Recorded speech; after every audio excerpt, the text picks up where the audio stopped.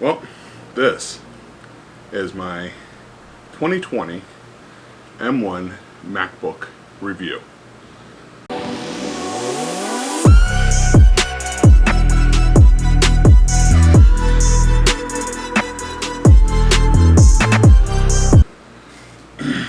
And this is a review that's going to happen, well, I've had it now for a few months, and well, this is how well it has fit into my whole ecosystem and my workflow, not just here for my channels, but also at my daily job. So this thing has been nothing short of amazing. Super slim. It's amazingly light, easy to carry with me, and with Sidecar, I'm able to use my iPad as a dual screen setup, which makes it just amazing to be able to sit here and do dual edits and really kind of go through, well, all the different things I need to go through, not just for editing, which since I've gotten this in late February, early March, I have literally, except for maybe 2 videos, I've used this to edit every video on this channel, again except for 2, including this video. This video will be edited on the M1 MacBook Pro. This thing has, for an ARM processor, I love being ahead of, or future, I don't want to call it future proofing, but to be able to seriously get in on the ground level before things really start climbing and doing the things they do. ARM processors, the battery life on this has been amazing. No problems at a 8+ hour workday, going full out. In fact, the iPad actually dies much faster than the MacBook, but being able to get all the productivity I need done at work and to be able to complete so many tasks with an ARM processor that even the x86 system I have here that is built for video editing really makes it just, I don't know, different, because it is just as fast and as snappy and as exciting as this whole build system here, which is a 16-core 32-thread AMD 2950X Threadripper with 128 gigs of 3600 DDR4 RAM, 2080 Ti, 500 gig NVMe, M.2 with 2 Seagate Air 7200 8TB hard drives, and this thing even overclocked the M1 Mac when it comes to editing and doing a lot of the other stuff, productivity I need to do, like if I have to work from home for some reason. Well, the MacBook keeps up. The big key difference is the MacBook can go with me. I can work outside if I want. If it's a beautiful day, I can, at work, if I'm not at my desk, I can take it. And what's amazing is, because I don't have it set up to get into the work server, well, I'm able to do something that even the Samsung Galaxy Book S could not do, which is remote into multiple settings, multiple instances at the same time. So the program we use at work is cloud-based, so I can remote into their cloud server and get that running, or at the same time be remoted into my desktop at work and be working off of the Windows files in there, no issue. The Samsung Galaxy Book S, on the other hand, had a lot of issues. Took forever for Microsoft to really get the remote desktop working for that ARM chip, which was also an 8-core. I think it was the CCX chip. So it's, Snapdragon CCX or whatever. Very comparable to what is in my, I guess, S21 phone. So having this computer has always been just such a big for the last 5 months has been such a major improvement, a plus. Just getting the things done I need to get done anywhere I'm at, in the house, outside. Yes, I am living the dongle life. Not so bad, because I'm also using a Samsung T7 1 terabyte drive, so I just throw everything on here and then do what I need to do off of the drive, because it is fast enough having the 2 Thunderbolt ports. And then sidecar, I know a lot of people have complained about, well, it's only got 2 ports. I've yet to find an instance where I need more than, well, 2 ports.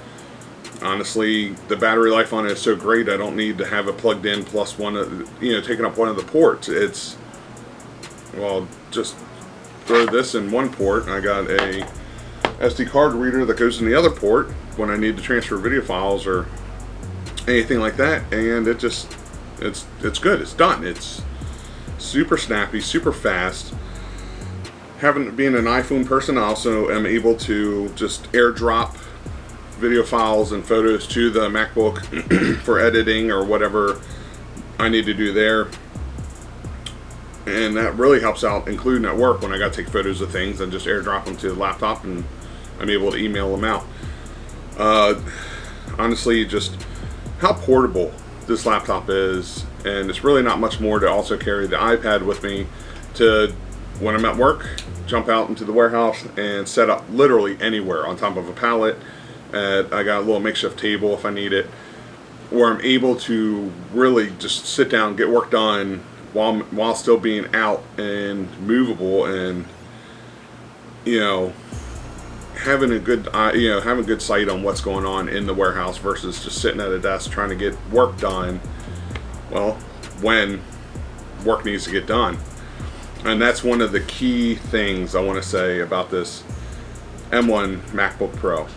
It has been a blessing.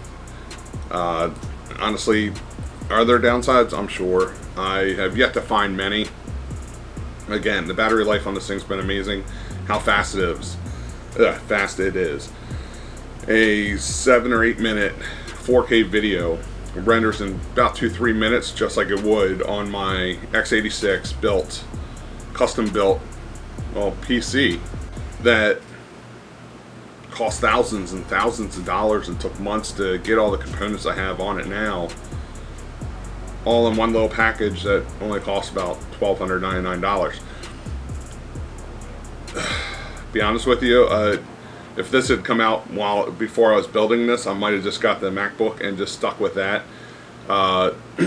because as you guys may not be aware, my first channel, I was editing strictly on my iPad Pro, and then eventually moved up to a PC, and then built this one, a PC laptop, an MSI laptop, then built this, and watched my video renders go from half an hour, 45 minutes to 5-10 minutes on this machine, and now I'm down to even overclocking the x86 system.